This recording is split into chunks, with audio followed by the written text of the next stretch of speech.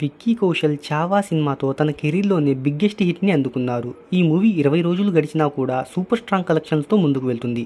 చిన్నంగా 1000 కోట్లకు అడుగులు వేస్తుంది ఈ చిత్రం.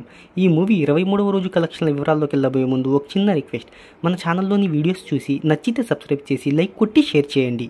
సాంకేతిక నిపుణుల రెమ్యునరేషన్తో పాటు ప్రమోషనల్ ఖర్చులు అన్నీ కలుపుకొని ఈ చిత్రాన్ని 130 కోట్లకు పైగా భారీ బడ్జెట్తో నిర్మించారు.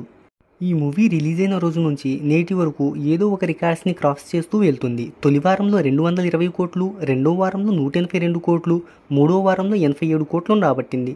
ఇలా ఈ చిత్రం ఇప్పటి వరకు 630 కోట్లకు పైగా గ్రాస్ వసూళ్లను రాబట్టింది. ఈ చిత్రాన్ని మార్చి 7న తెలుగులో విడుదల చేశారు. తొలి రోజు తెలుగులో 3 కోట్లకు పైగా ఓపెనింగ్స్ని రాబట్టింది. ఓ డబ్బింగ్ చిత్రానికి తెలుగునాట ఈ స్థాయిలో ఓపెనింగ్స్ అంటే ఎక్కువనే చెప్పుకోవచ్చు.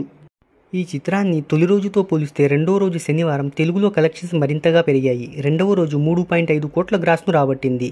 ఈ స్పీడ్ చూస్తుంటే తొలి వారంలోనే 10 కోట్ల మార్కును ఈజీగా దాటేటట్టుంది ఈ చిత్రం.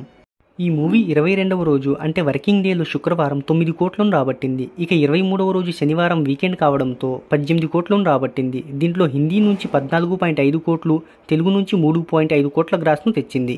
ఆదివారం కూడా కలెక్షన్స్ మరింత పెరగవచ్చని ట్రేడ్ వర్గాలు భావిస్తున్నాయి. మరి చూద్దాం ఆదివారం ఎలాంటి కలెక్షన్లను రాబడుతుందో.